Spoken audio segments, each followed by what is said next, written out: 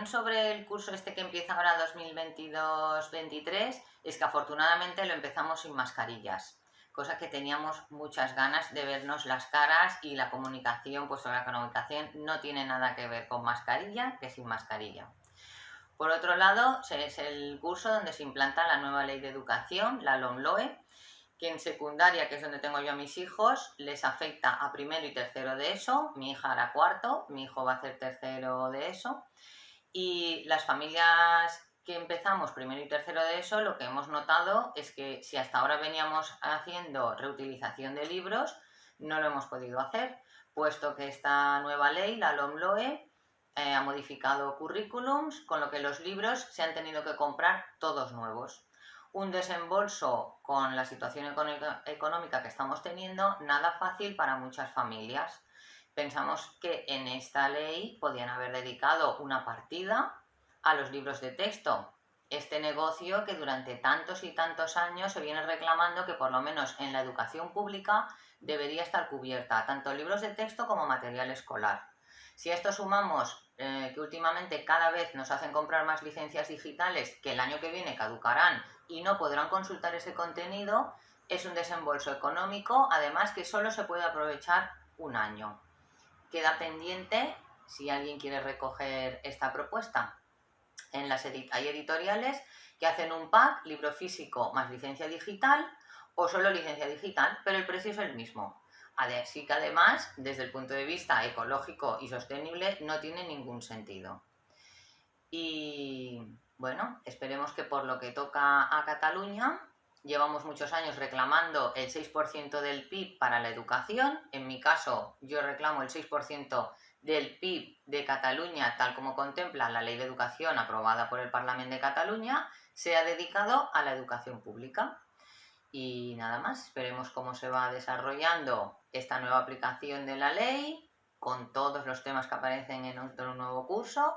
Y mucho ánimo a profesoras, profesores, todo el personal de los centros escolares y, por supuesto, a los alumnos y las alumnas.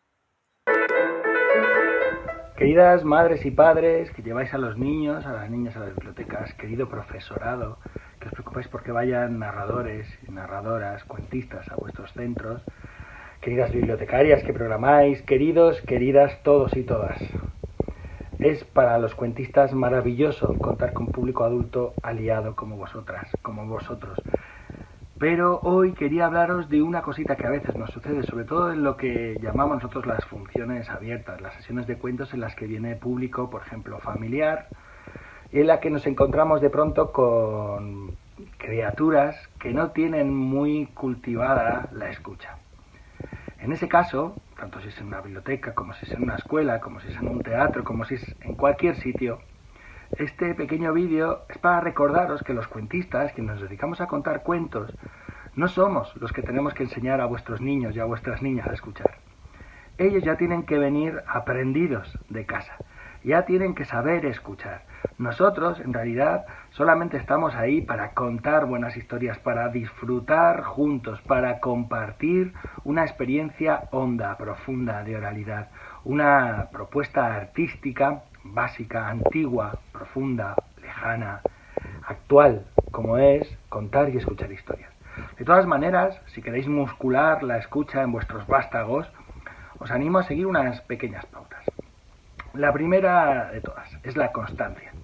Si queréis que vuestros niños, que vuestras niñas musculen la escucha, nada mejor que contarles todos los días si es posible. Contar a menudo, contarles cuentos, por lo menos una vez al día. Aunque no pasa absolutamente nada si en vez de una vez contáis 2, 3, 6, 12, porque la sobreexposición no tiene ningún efecto negativo ni pernicioso con vuestro alumnado. Por otro lado, hay que contar buenas historias. Es bueno que dediquéis un tiempo a la búsqueda de buenas, grandes historias. Contad con historias de tradición oral, contad con buenas historias de literatura, contad con folclore, con tradición, contad con buenos cuentos. Es bueno que les contéis buenos. Ya sabéis, para la infancia no vale cualquier cosa, solo vale lo mejor. En tercer lugar, Buscad un momento bueno, un lugar adecuado, un sitio donde se pueda estar tranquilo, donde se pueda estar relajado, donde se pueda disfrutar de las historias, donde se pueda escuchar bien, donde no haya entretenimientos, donde uno pueda centrarse y dejar que la imaginación dibuje esas secuencias que van ocurriendo del cuento contado en la cabeza. Y así vamos musculando la escucha, vamos cultivando la capacidad de visualizar, vamos armando todo eso que nuestra cabeza necesita para el día a día en el resto de nuestra vida. Por otro lado, también es bueno que haya un tiempo de despejarse y sobre todo un tiempo lejos de las pantallas. Os recuerdo que hay ahora en la actualidad un abuso, o más bien sobreabuso, de pantallas con niños y niñas. Dejadles que tengan una infancia libre de pantallas, o por lo menos que tengan una infancia en la que haya otros elementos, como calle, como amigos, como juegos, que no tengan que ver con pantalla, convivencia, porque eso, aunque no os lo creáis, también cultiva la escucha. Y por último, el quinto punto sería que el tiempo que dediquéis a contar sea de verdad un tiempo de contar, sea de verdad contar, sea algo honesto, que verdaderamente estéis disfrutando del cuento que contáis, que verdaderamente estéis contando para vuestros hijos, para vuestro alumnado, que verdaderamente estéis haciendo lo que estáis haciendo, que estéis entregando ese tiempo de honda calidad a los niños y niñas que conviven con vosotros, que conviven con vosotras. Y nada, espero que esto os haya resultado de utilidad. Nos vemos en unos meses. Bueno, el mes que viene uno de mis compañeros estará por aquí también. Chao, chao.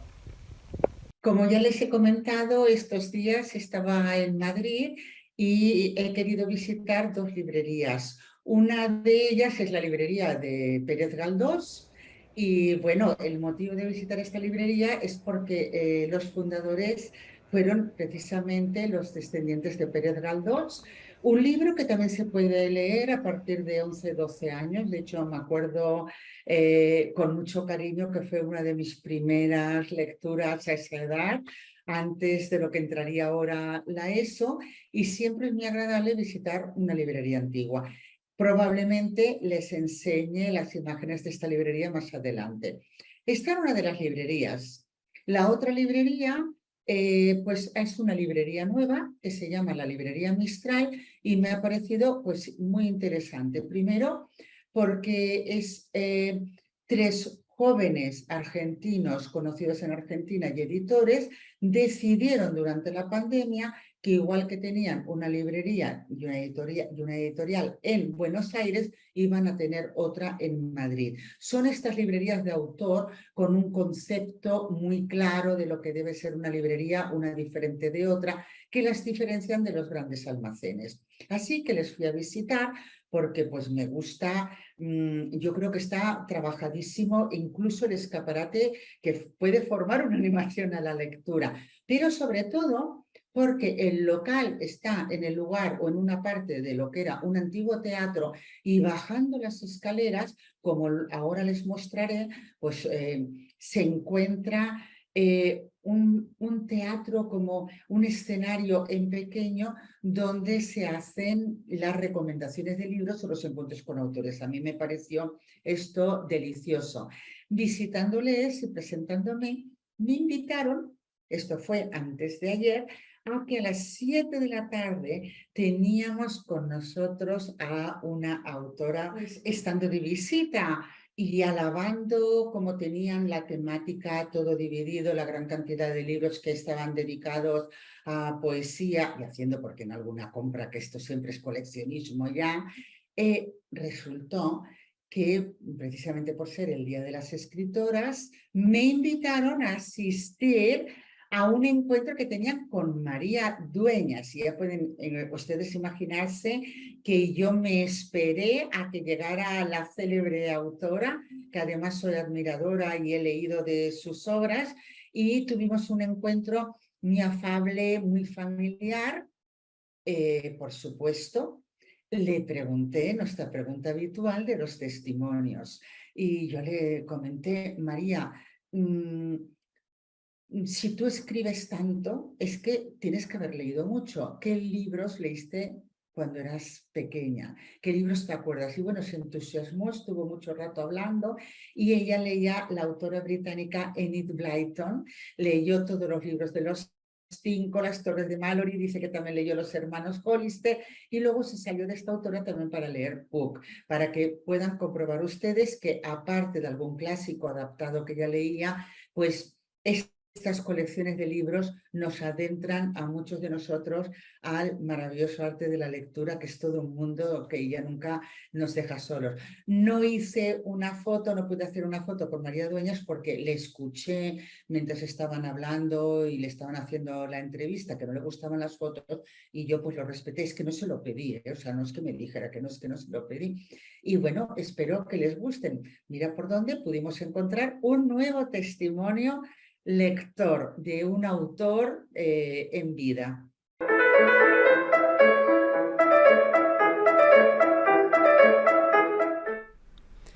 Hola Pilar, muchas gracias por esta invitación y mi nombre es Anabel y así como Manuel y Pep vengo a hablarles de oralidad. En este caso de oralidad y antropología, ya que esa es mi otra personalidad, digamos. Soy antropóloga, arqueóloga y trabajo en un museo y ahí también hago narración oral. Y desde hace unos años estoy investigando cuentos que están vinculados a otras prácticas. En el caso particular de hoy les vengo a hablar de oralidad y juegos y un tipo de juego, los juegos de hilo. No sé si alguna vez les ha pasado a ustedes de estar en el recreo en su escuela de pequeños, de pequeñas, y estar jugando y que de repente alguien venga con esto así y que les haga esto así y se ponga frente a ustedes. Tal vez si son muy jóvenes no conozcan este tipo de juegos, pero bueno, nosotros acá todavía los jugamos y se llaman juegos de hilo o, por ejemplo, en este caso la cunita de oro o en inglés Cat's Cradle, que es como se conoce en la cultura anglosajona. Este tipo de juegos, que a veces se hace de a dos o de más personas, también tienen variantes que son individuales y que cuando una persona está armando una figura puede estar dando pie a distintas formas que van a permitir crear una figura final, muchas veces con algún efecto en particular, como por ejemplo este mosquito que vuela y cuando lo matamos se va. Los juegos de hilo tienen algo muy maravilloso porque no hay cultura que no los haya jugado y muchas veces son formas de desarrollar destrezas en los dedos y en las manos. Lo cierto es que hay culturas, por ejemplo acá en América, que utilizan los juegos de hilo también para contar historias. Y a medida que van armando una figura, esta figura lo que les permite es, digamos, les da pie para ir contando una cierta historia y tal vez por cómo se mueven los dedos o por cómo se mueven los hilos, la historia va a ir avanzando o retrocediendo. Yo acá necesito mirar a veces mi mano porque si no vengo haciendo trampa, pero por ejemplo figuras como esta que van apareciendo nos permiten tal vez llegar a una historia o a una figura en particular que cuando se termina de armar permite, por ejemplo, que esta figura remita a un paisaje o remita a algo que sucedió, un hecho que sucedió. No es algo que está escrito, pero estos juegos de hilo lo que permiten es guardar esa memoria en forma tridimensional, una forma memotécnica que rompe tal vez con esta mirada occidental de la escritura. Los Rapa Nui en la isla de Pascua hacen el Kai Kai, que es una forma de canto y narración, donde usualmente arman la figura y después cuando terminan de armarla van narrando y cantando la historia que está vinculada a esa figura. Y cada figura obviamente está vinculada a una historia diferente. La figura que les traigo hoy es una figura que se llama la pata de gallo o en el hemisferio norte la pata de águila. Y tal vez la conozcan. Hay muchas formas de hacerla, pero esta es una. Lo que vamos a empezar es con un hilo, un cordón, violín, lo que ustedes tengan, un hilo de lana tal vez. Y yo para que tomen la medida va del pulgar a mi codo. Del pulgar al codo, 4 vueltas, esa es la medida perfecta para una persona adulta. Si ustedes lo están haciendo para un niño o una niña, fíjense la medida de sus manos en relación al pulgar y el codo, ¿no? Y entonces eso les va a permitir poder darles el hilo correcto. Y a partir de ahí vamos a empezar, y casi todos los juegos de hilo, no importa si estamos hablando de juegos de Nueva Zelanda o de Alaska o de el hemisferio sur de la Patagonia, empiezan la mayoría con esta posición, ¿sí? El hilo va a estar pasando detrás del meñique, detrás del pulgar y por el medio de la palma, adelante del anular, el mayor y el índice, ¿sí? Y lo mismo pasa con la otra mano. Yo ahora las pongo una al lado de la otra para que ustedes puedan ver. Pero una vez que tienen el hilo así, enfrentado, lo que vamos a hacer es con el índice de la mano dominante de ustedes, yo soy diestra así que voy a usar mi mano derecha, el dedo derecho índice va a ir a buscar el hilo que está en la palma del de la mano izquierda. Cuando tira, antes de terminar de tirar, yo lo que voy a hacer es hacer girar mi índice, lo muevo así para que se acomode bien al fondo, ¿sí? Lo voy a hacer girar mi índice como hacia afuera, hacia ustedes. Entonces fíjense lo que voy a hacer, ¿eh? Voy a girarlo 1, 2 veces, ¿sí? Me va a quedar el hilo así. Y ahora con mi otro índice, que todavía no tomó nada, no fue a buscar ningún otro hilo, va a venir a buscar el índice, el hilo este que está adelante de el meñique, el mayor y el anular, pero va a venir a buscarlo aquí, este que quedó como entrecruzado. Una vez que lo tenemos, fíjense cómo queda la mano, fíjense cómo queda la figura desde arriba, más o menos. Una vez que lo tenemos, lo único que vamos a hacer es soltar con mucho cuidado los de la mano dominante. Y me va a quedar la pata. Entonces ahí la tienen. Tal vez un paracaídas también, depende de si están contando un cuento de libro y algún cuento más contemporáneo. Pero si están contando una historia tradicional, esto tal vez puede llegar a ser el inicio del gallo Quirico o del medio pollito, que tenía solamente una pata. Y ahí, ahí tienen una historia nueva para contar. Bueno, espero que les sirva y las saludo a todos los que están viendo.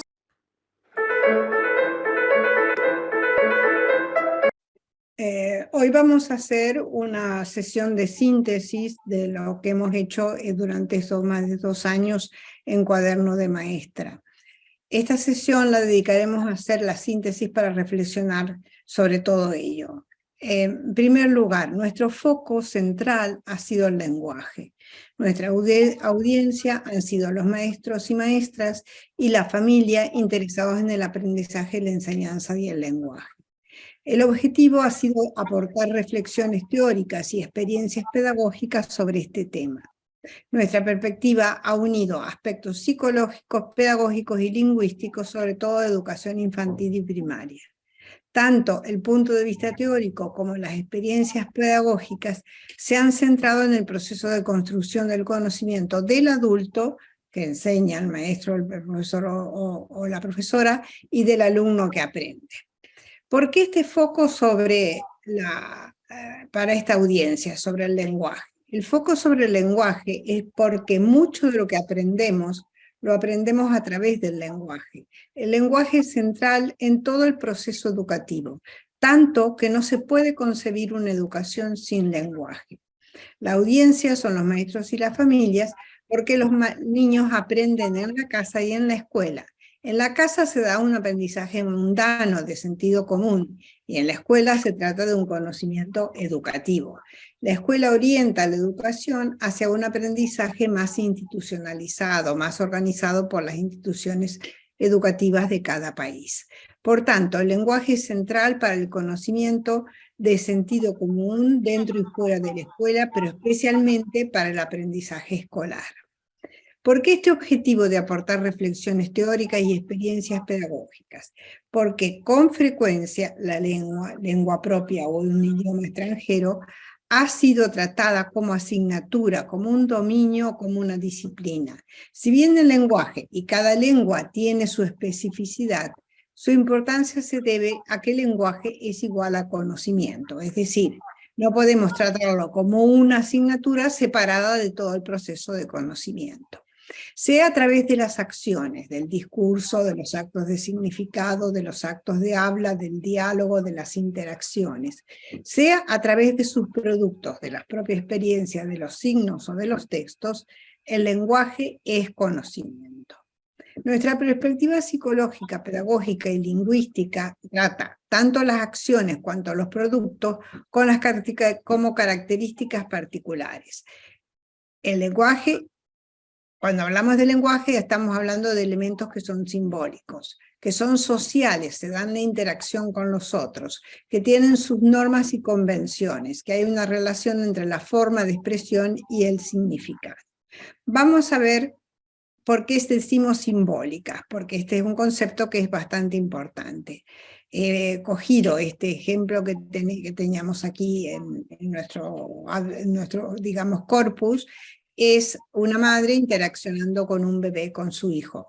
Ya comienza a coordinar, dice la madre. Hace vocalizaciones, coordina la mirada, hace algunos gestos, pero no son convencionales. Señalar, mostrar, dar alternativa facilita la comunicación. Vemos que el niño comienza, digamos, como bebé, a hacer este proceso.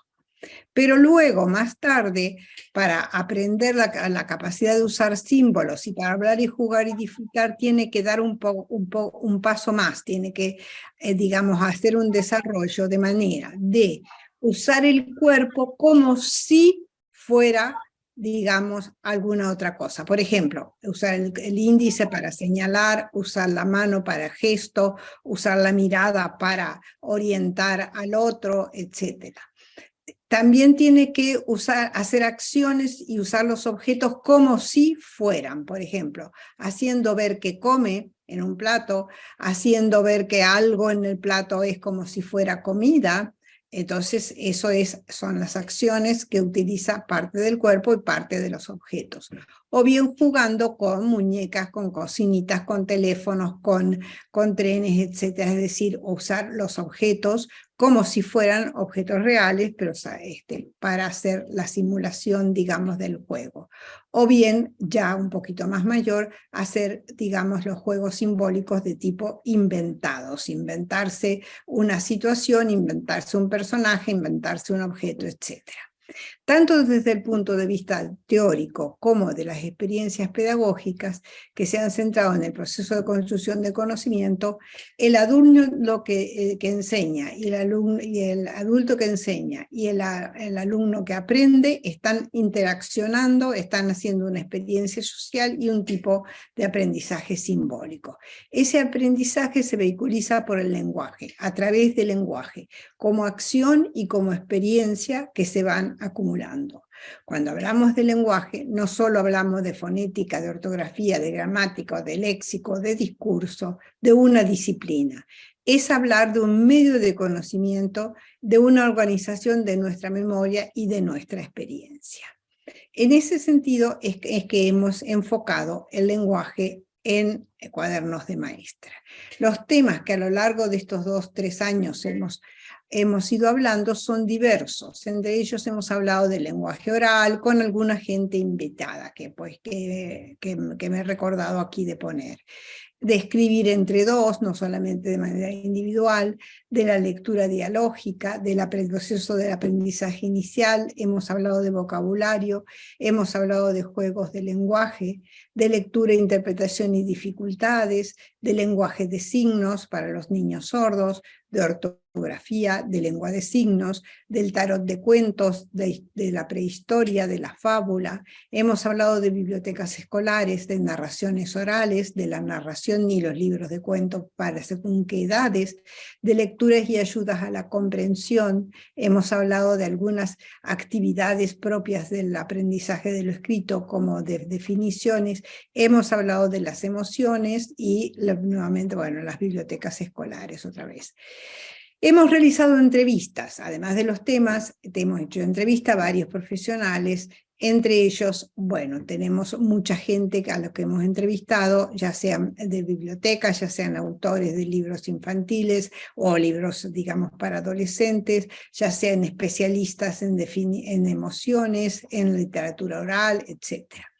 Hemos hecho una sesión que llamamos testimonio y hemos dado cuenta de todos los testimonios de literatos y de, digamos, escritores conocidos acerca de su proceso de aprendizaje de la lectura y la escritura. Entre los que recuerdo, hemos mencionado a Federico García Lorca, en Medio Paño un libro, a Patrick Modiano en Pedigrí, a Jean-Paul Sartre en Las palabras, etc. Es decir, hemos abordado distintas aproximaciones, la lectura y también la escritura, el aprendizaje y también la enseñanza, los niños, pero también los adultos, la familia, los maestros, el lenguaje escrito, pero también el lenguaje oral, los distintos tipos digamos, de géneros, los distintos niveles, la ortografía, el vocabulario, la gramática, etc. Es decir, hemos enfocado todo lo que podemos, y así seguiremos, ¿no es cierto, Pili?, con este proceso de poner en primer plano el lenguaje, porque es poner en primer plano todo el proceso de conocimiento.